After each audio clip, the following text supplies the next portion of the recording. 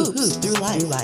Hoops through life. Through life. Through life. Through life. Through life. Through life. Welcome to another episode of Hoops Through Life, a podcast where we discuss everything related to women's basketball player development, the collegiate recruiting process, and transition from high school to college. I'm your host, Elsbeth Bierman. Our guest today is Coach Megan Green. Megan has experience as a graduate assistant at Castleton University and experience as an assistant coach at the University of Mary Washington and Dickinson College. In her first year at Dickinson, the team accumulated a 17-8 record, and the coaching staff earned Coaching Staff of the Year honors for the Centennial Conference, marking a milestone as the first in program history. She is currently finishing up her first year as the head coach at Virginia Wesleyan University. Megan, thank you so much for being here. Thanks so much for having me. I'm honored, and I feel like we've been connected throughout the years, and it's been really fun. Yeah, thank you again. Let's just dive right into it. So what is the first thing you notice about a student athlete? I think I'm big on the competitiveness and like the true love for the game. I think sometimes that can get really lost in translation of all the other things that we tend to focus on as coaches. But when I'm looking at someone playing, like, do they love to compete? Are they in it like for the dogfight that it is and for the battle and for the war? And I think that's something that is irreplaceable and is number one always on my list. So maybe what are some tangible things that you see on the court that might tell you that that is what you're looking at? Yeah, like when someone's diving on the ground for loose balls, I love to talk through screens. Are we calling out shot? And I think this is big, and we talk about this in our program at Virginia Wesleyan of when someone sets you a screen and you score, are you pointing? Like, are you thanking the passer, or are you thanking the rebounder, or, doing those little things about like calling out screen, or, oh, so-and-so's got 2 fouls, like look, we're attacking her on offense, and those little competitive edges. So I think when I'm looking at people and assessing the game and valuing the game, are we hyping up our teammates? Are we, again, the ball's on the ground and you're up 10 and some people are like, oh, okay, I'm not diving on the ground. No, we're getting that ball and we're tying it up. And then we're holding on to the ball as the refs are trying to tie it up and those little moments like that. Or when someone subs out, the whole bench stands up and everyone, they're going through the whole line, high-fiving everyone, not just sitting in the first chair, and moments like that. Yeah, what I loved about all of those was all of that is within your control. Like nothing about that. And they are like little things that you can see. And I do think it tells a lot about that players if they're willing to do those extra little things that might require a little bit more effort. But it is, yeah, all 100% within their control. But if we talk about a little bit more tangible skills, so you said the little things, the love for the game, first thing that kind of catches your eye. In terms of skills, what is kind of your criteria for evaluating a student athlete on the court? I'm kind of a stickler, and I actually think I picked this up at Castleton, who you mentioned before, my first head coach I ever worked for. I'm kind of a stickler on how's the ball come off. Like, especially at the Division III level, we actually don't get as much time with them, like purely on the court. And when I'm watching players shoot the ball, like, how does it come off? Is your thumb involved? Is your hand, like, how is your guide hand coming off? Is the ball sitting on your palm or is it a little bit raised? And when you see the ball come off, and all good shooters know what that rotation looks like. And I think for us, like, it's absolutely huge, like, for me to continue to find shooters and continue to find players who are fundamentally sound. Like when the ball comes off, like we talk all the time to my point guard Mason, who's a sophomore, and every time she shoots the ball, it looks good. So for me as a coach, that I value that of, hey, you're shooting a high percentage because you're shooting the ball the right way. It's going to go in. Or when it's bouncing on the rim because it's coming off right, you're going to get that bounce. So I think for that's a huge piece that I don't know if all the coaches really focus on that. But it's been something that at Castleton we really stressed. Like that was the first question when I would go recruiting and would come back. He's like, how's the shot? Where are we at? Like, because there's only so much we can fix. And so I think that to me, I've kind of carried that throughout the years. So that's something I really look for. I think I also really look for when we're recruiting post players, obviously, like there's only so much height that can go around. And for us, it's not the height piece, it's the footwork. Maybe it's a 5'9", 5'10" kid, not a 6'1", 6'2" sometimes. And when they catch the ball, what's their footwork like? Like, what's their footwork on the block? Do they have a post move? Do they have a go-to? Or do they have a counter to the go-to? Here at Virginia Wesleyan, we stress not having 17 moves, you need three. You got your go-to, a counter to your go-to, and a counter to your counter. And in high school, do you have a single move? Have you been taught that piece? Or when you catch the ball, can you reverse pivot? Or when you catch the ball, do you know what it's like to face up? So I think those are two pieces, guard, post player, that I really, really hone in on. Because then that's such a solid foundation that one you can build off of. Hmm. And then what about certain criterias for off the court? Yeah, I think that's probably the most important piece. I think there is so much that goes into it. How you are as a teammate. I love to go watch high school games. I think sometimes you can tell more in the high school game than you can the AAU because maybe you're dealing with players that don't play at such a high level or players who aren't as invested as you are. And I think when I go and watch teams play, it's how are you like when you pick up your second foul in the first 3 minutes? How are you when the ref makes a bad call? How are you when you make a pass to a post player and they just don't catch it? And I think those pieces of running over and giving them a high five, or, again, kind of going down the bench and high fiving everyone and then sitting down and being super engaged on the bench. And how are you when your coach is talking to you? I think I'm big on when we bring kids to campus, I always like to ask about the high school coach, the AU coach, how do you talk about your coaches? We're not perfect. Like, it's an imperfect profession, but like, are you speaking highly like, oh, my coach really cares? Or, oh, yeah, this coach does a lot for me. Because everyone can say all the negatives about it. But are you someone who looks for the positives? That's huge. And actually, the other day, we were talking to my assistant about being mindful of how recruits talk to their parents. I think how you talk to your parents after a game, I'm watching that. Like, are you rolling your eyes? Are you shoving mom, dad off? Are you, like, or telling mom, dad something? And I'm like, kind of looking like, got it. I'm noting that. And I think that's something that we're really big on here at Virginia Wesleyan is just, again, like, you have a great support system and they care about you and you have to like buy into that. Because if you're, pushing mom, dad off, you're pushing me off or you're pushing your other teammates off. So that's something that we take tremendous, tremendous value in. Yeah, and I would argue too, based off of that is if you're pushing mom and dad off, who are you turning to when you're pissed at me, right? It's like what is like you said that support system, what does that support system look like from your end? Yeah, I love all of those tangible pieces, even included on, when they come on a visit, how are they talking to mom and dad? I've heard coaches say, how do they talk to people around campus? Are they people introduce themselves? How do they present? So it's like a balance between we're always watching and also be yourself. Can you talk a little bit about that if a student athlete is really nervous about that and doesn't know what to do or feels like maybe what they said was taking out of context or whatever, like can you speak to that a little bit? Yeah, I think they have to realize too, like, we're all imperfect. Like, something that they're going to say, I want the real version of them. I think too, and they want the real version of me, vice versa. I think I owe it to them to be my authentic self. And when I show my authentic self and who I am and how much I value, my culture and how much I'm going to care about your daughter and how much I'm going to take care of them, like they're in good hands when they're in Virginia Beach. And for vice versa, for me to feel like my program is in good hands when you're representing us. I think too, for them to know that like the visit and for the conversation to be authentic, both of us have to be real. And again, like to work through that, oh, this is how Coach Megan talks. She talks really fast. Or, oh, this is what she values. And I value this. And that's cool that she values something different than me. Or that's cool that we value the same thing. I've had really, really good conversations with student athletes who come from very different backgrounds than me and are just so different. And then all of a sudden it's like, oh, something's the same. Or how cool it is that we can connect and how different we are. So for them to know that we're all just, like trying to figure it out. And that's the beauty of recruiting. And it's like a big puzzle. And how the puzzle piece fits is so unique and no puzzle piece is the same.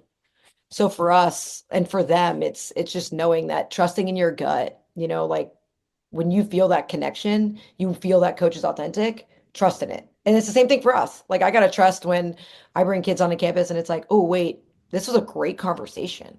Or oh wait, I love the fact that they stopped and made eye contact with the random student that I introduced them to.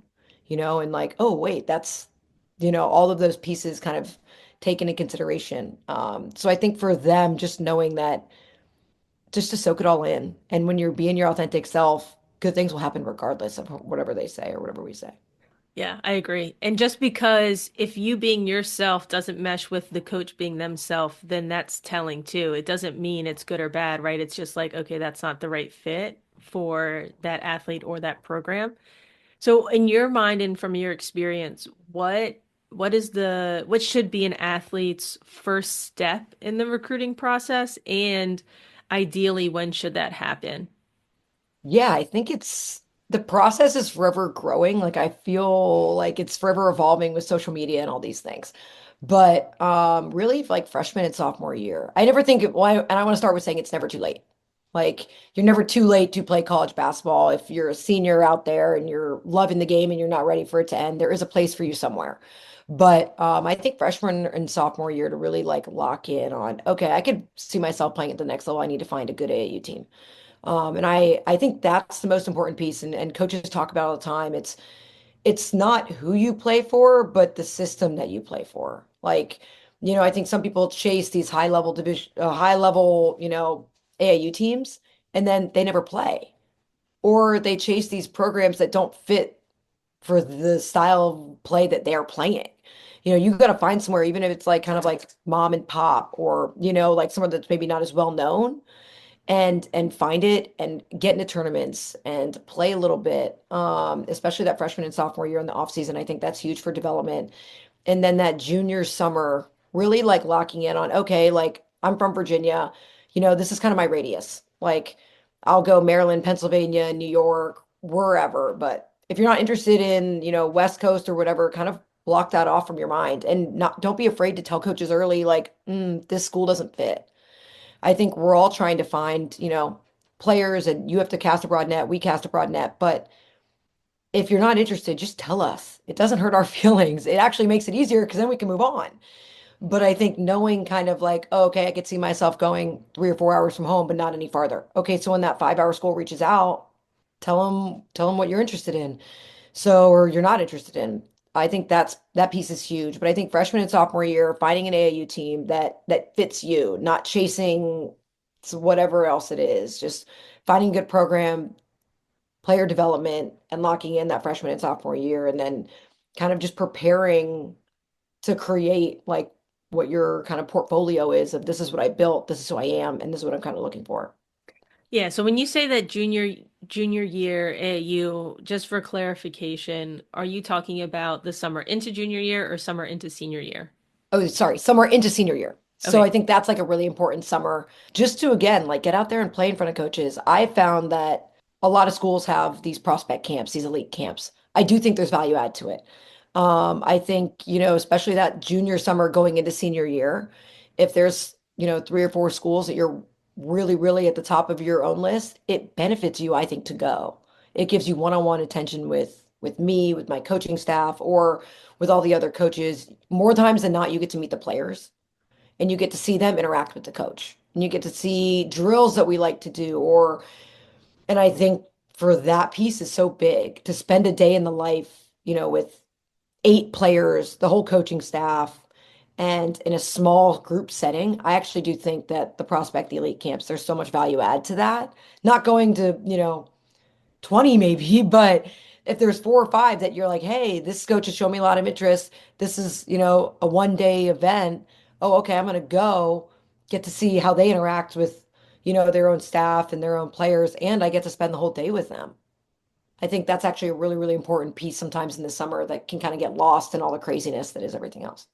And so then even with, yeah, I totally agree with that. And also, like you said, it also shows the coach that you're interested in them too, right? So if you all have been talking, or let's say you haven't been talking, but you're like, no, I'm really interested in this school. And let's say you are, I don't want to say late, so I'm using like air quotes, you're late to the process. What's a better word? I don't know, late, I guess. You're late to the Yeah. you're late to the process. You're going into your senior year and you haven't really heard anything, but you also haven't really done anything proactive about it. To me, that's the perfect time to do something like that. Just send the coach an email I'm interested, saw you're having this camp, I signed up, can't wait to meet you, right? And it's just like something like that, like you said, especially at the Division 3 level, there aren't going to be hundreds and hundreds of kids that are there. It's going to be a smaller group and you get more time. But in terms of the AAU and playing and getting in front of coaches, what are some, I guess, questions that the high school athlete or their parent can ask the AAU programs, and how do they know which? Because I mean, there's like the EYBL circuit, there's this circuit, that circuit, and so it's like how can you, or what suggestions do you have for athletes and their parents to ask those AAU coaches, or what to know about those different circuit teams, if you have an opinion? Yeah, no, I think there's so many, and it's funny because I'm sure as parents are kind of going through it, coaches go through it too. I feel like every year there's a new circuit added or a new whatever, and you're Nike so you can't play in Adidas, and you're Under Armour so you can't play in this, and it's a lot of craziness. But I think a good question is, what is the AAU season going to look like? What does the travel look like? There's tournaments in Nebraska. Are we going to Nebraska? Why are we going? Like, or, okay, yeah, my daughter wants to play out there. Or what does the actual travel look like? Because we're so fortunate in this region, in this area. We've got Boo Williams in Hampton, and we've got Spooky Nook in Pennsylvania, and these East Coast tournaments that can be really, really good. I think, are we playing at Spooky Nook? Or where are all the tournaments that we're playing at? What's the live periods look like? I think sometimes or what is vice versa? What does the non-live periods look like? There are some AAU teams that only play during the live periods. So they're only playing in 4 or 5 tournaments or whatever the number is in the whole AAU season. For most kids, Division 2 and Division 3, you got to play in other tournaments. Like you got to kind of play in some different, maybe some local tournaments or some, hey, there's a tournament in Philly we're going to play in this weekend. And I think for that, trying to find the balance and for parents and players to understand, like, what's the AAU season going to look like? Like, yes, I know these big live periods are big, but like, what does Memorial Day look like? Or what does, that last weekend, June 25th-ish or whatever it is, look like? Like, are we playing in a tournament in Raleigh or Hershey or some of these other tournaments I think are important. And I think sometimes they can kind of get pushed aside. Just this is where we'll be for the live period. Okay, but what does everything else look like? Because the AAU season is long. So I think that's a really good question that sometimes can get like pushed under the rug. So I always like to think that myself, I see coaches all the time. We're always trying to find those small tournaments. So for us, finding those small tournaments is huge. And then finding the diamond in the rough in that. I mean, I just think it's so, so important. And I actually thought about this as you were talking. We did an elite camp at Mary Washington, one of the other schools I worked at, and we found our top kid that year in that camp. She went to a high school of 14 total kids in her graduating class. I mean, small town kid. We didn't end up getting her, but in one sense or another, I think in her career and was really good and didn't play AAU and was just going around to these elite camps her that summer before senior year, and we got lucky to know her there and recruit her family. And I think about moments like that all the time of you had a class of 14 and your town is probably 60 people total. Like, and it's finding those kids and that's how you get lucky sometimes in those moments. So doing those things and going to smaller tournaments does pay off and does benefit. So I think asking those type of questions would be good. Yeah, one thing that, as you said, that I realize is it's mostly, and this goes back to your first point about, ninth, 10th grade, really finding that program that fits you, is it's about you, right? Like it's not about the team or the circuit or the coach, it's about you. And so I would recommend, and you don't know this at 14 or 15 years old, right? Like everything's going to change, but talk to your parents about, and they should get a good vibe of like maybe what path you might want to go down in terms of, oh, what kind of school am I looking for? What division level do I think I realistically can play at? And because I see some of these programs near where I live, where we live, where I see some of the coaches have that mentality of like D1 or bust, right? And they push the Division 1, they push all that stuff. And I would argue if you talk to most college coaches, well, first of all, I would say most coaches have experience at more than one level, right? Yep. And it's like if you talk to most college coaches, I think that they would kind of say level, they would say the same thing, like it's about fit, not level, right? Like it's about the right school for you from the standpoint of like work ethic, what you're looking for academically. And there's so many other factors. And sometimes I feel like that can get lost too, of that reflection time of where would I actually fit? What do I look for? What do I want? And then taking that information. And it's like if you're on this circuit where you're not going to get exposure to any of the coaches that make sense for you, then that's time to kind of reevaluate, I think, at least. Are there any like comments you have based off of that? No, I'm just like shaking my head agreeing. I just think it's again like all these things you wish you knew or you wish you know and you want to tell someone else so they don't make maybe the same mistake or a different thing. And it's just at the end of the day, like again, I like for myself, for example, I knew I wanted a small school. So I was looking at smaller schools and looking at that D2, D3 realm. And it sometimes the lines are so blurred. And, I think for I would wish for anyone like not being afraid to just go what feels right. Not being afraid of, oh, like, what are people going to think if I play at this school instead of that school? Like, it's you, it's your career. And I think sometimes it can get so misconstrued. And no, I think you're spot on. I agree.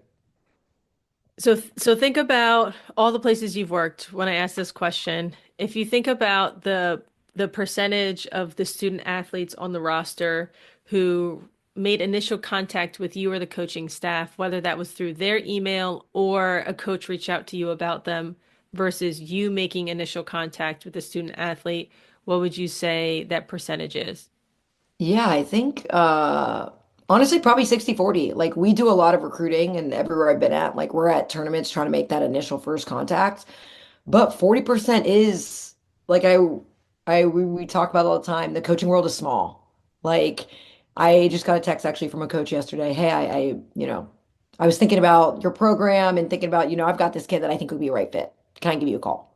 And taking those calls. And, I think I learned early in my career, like you're never too good to watch video of a kid that emails you ever. Doesn't matter. Like, and so for me, it's taking the time to, because we all get a bunch of emails, and as people should, like, email a bunch of schools this spring. Hey, this is my, sophomore year season. This is where I'm playing AAU. These are the tournaments that I'm in. And you'll find actually more coaches than not watch those videos. And we take note, or, ooh, I see something. And I think for us, it's huge to be able to, hey, you reached out to us. I love that energy. And I love the fact that you've already started that by researching us by your own sense.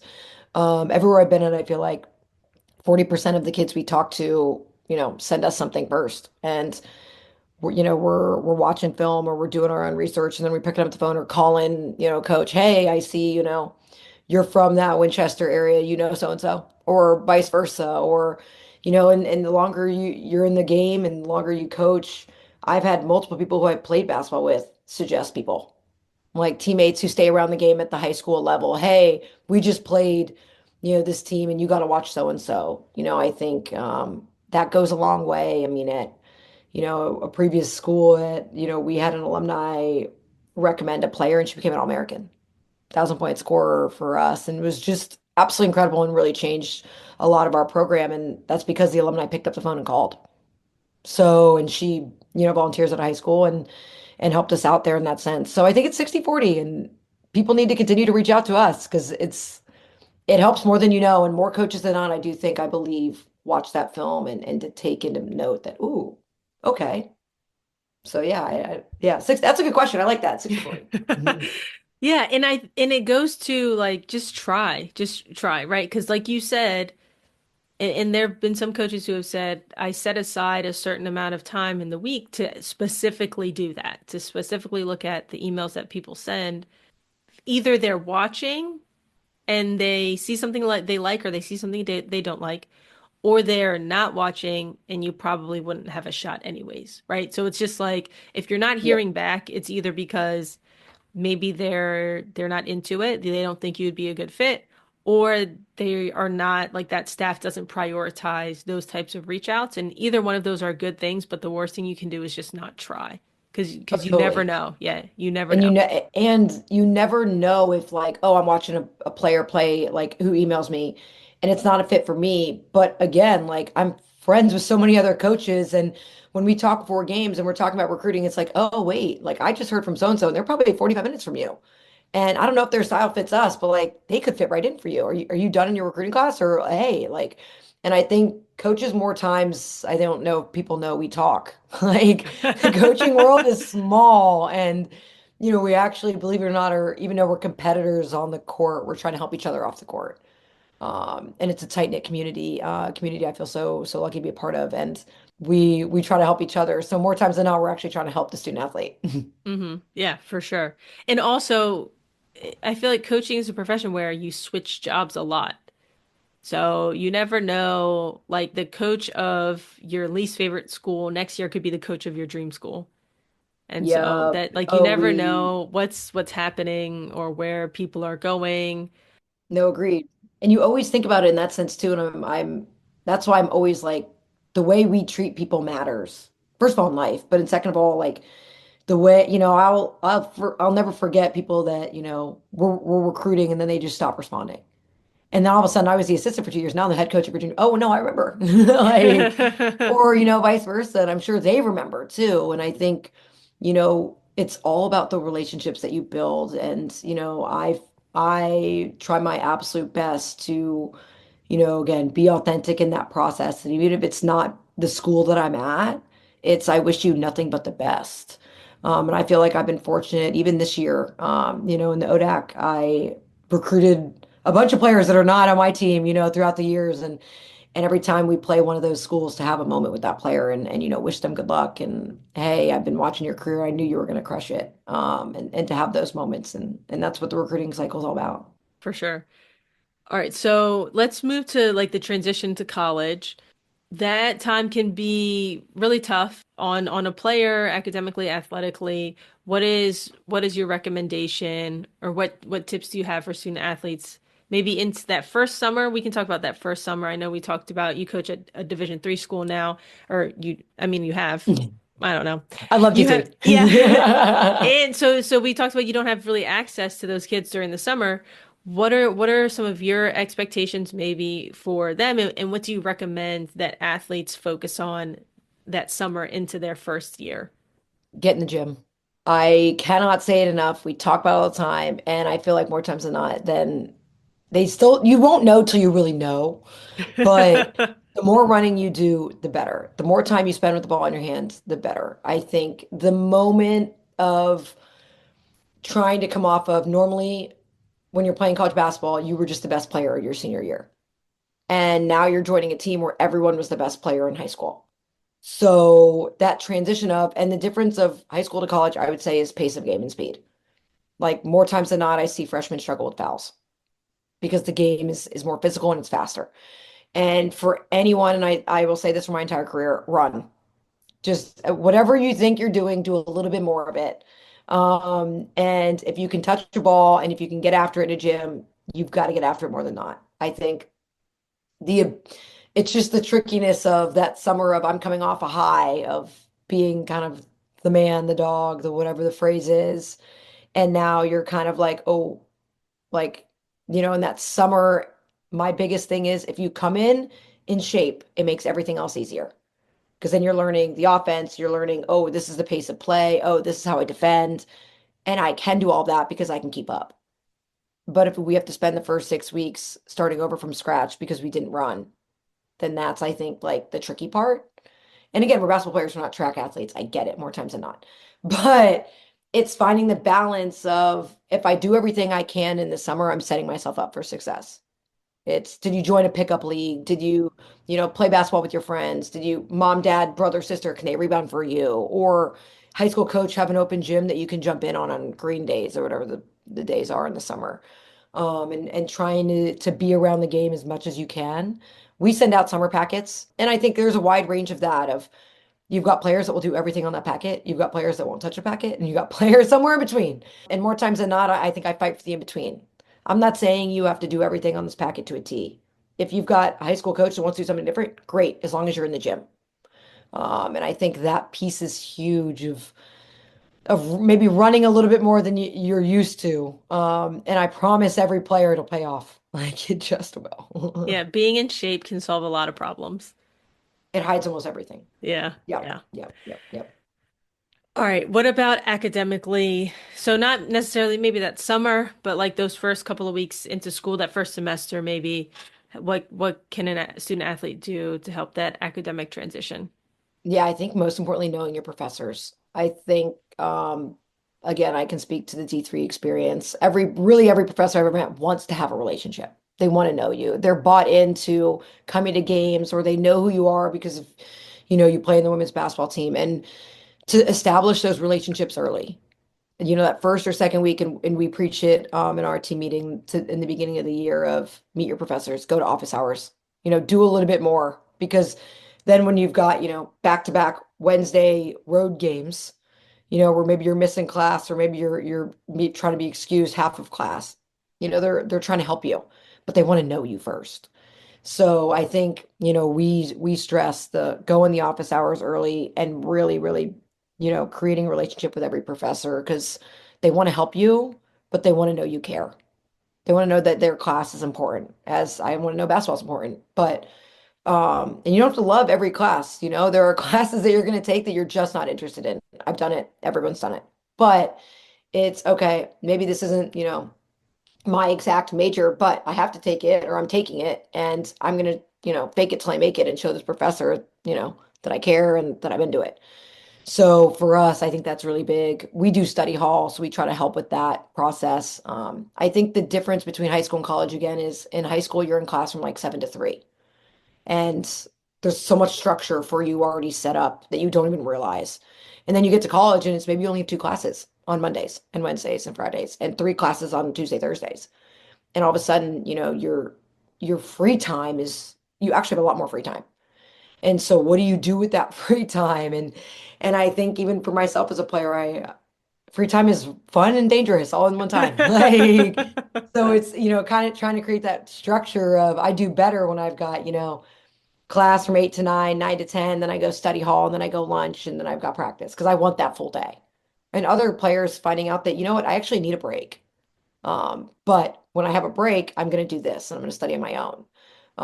So I think for us, it's huge, huge getting to know your professor and making that relationship, strong from the start throughout the semester. I think is so important.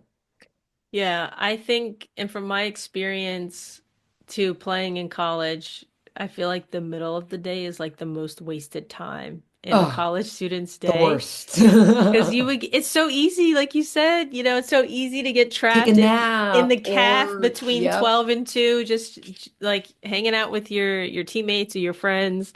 And it's like, you know, maybe just go yeah, to the library a little bit or, yeah. even just an hour would help. At Dickinson, they had a term actually, and I'm shouting out DCWB here. It was calf sitting. Oh, And okay. I had no idea what it meant, and it just means they sit in the calf for hours and people watch. And all I could think about was, oh, all the other things you could possibly be doing. And those young women do incredible in the classroom, and they're tremendous people. But it was hysterical to me and my head coach that what do you do? Mhm. How long do you do this for? And what else do you have in your day? Like, so finding the balance of, hey, I'm a calf sit or I'm a calf watch, and then now I'm going to the library. Yeah. And finding that balance and that's the best part about playing, college sports is now you have someone that, hey, I'll go to the library with you. Hmm. Or hey, I'll do this with you. Or I'm going to the library. Do you want to come? And that's kind of the benefit of having teammates like that. All right, I have a last couple of questions that I ask all the guests. What book or podcast would you recommend every incoming first year read before or listen to before their first season begins and why? Yeah, no, there's so many good books out there. I'm more of a book person than a podcast person. I think there's something about reading like an actual book, but I absolutely love podcasts and I think, listening to them, there's so much value add to it. But I like the inner game of tennis. For incoming first years, I think the Tom Brady actually talked about the book and that's why I bought it and read it.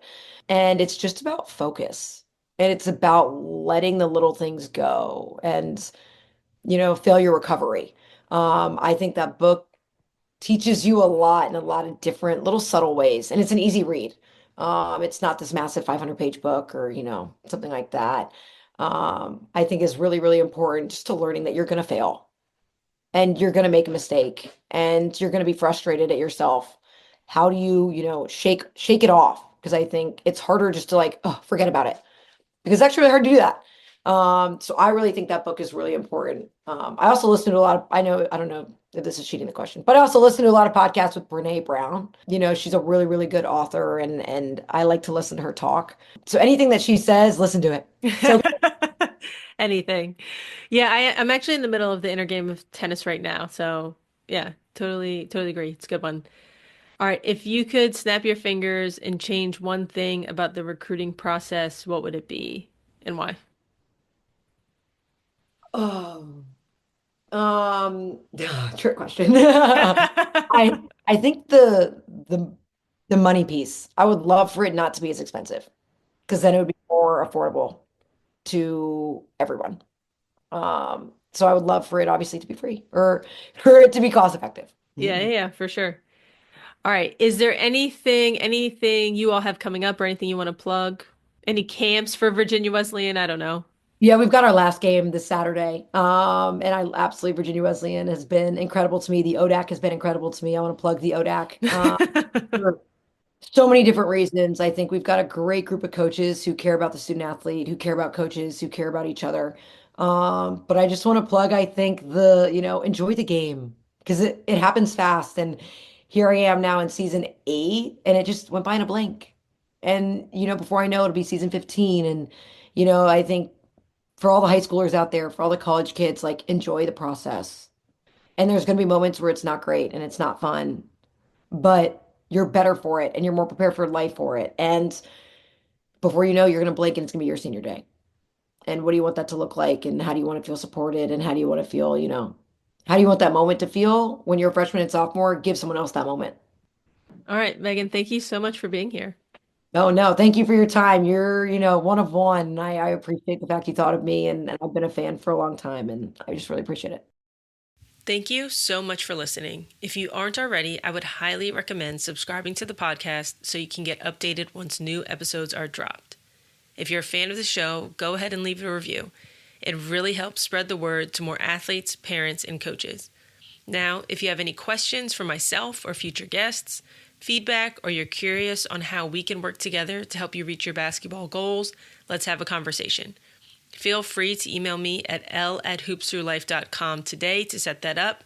That's EL@HOOPSTHROUGHLIFE.com. Thank you, and I look forward to hearing from you soon.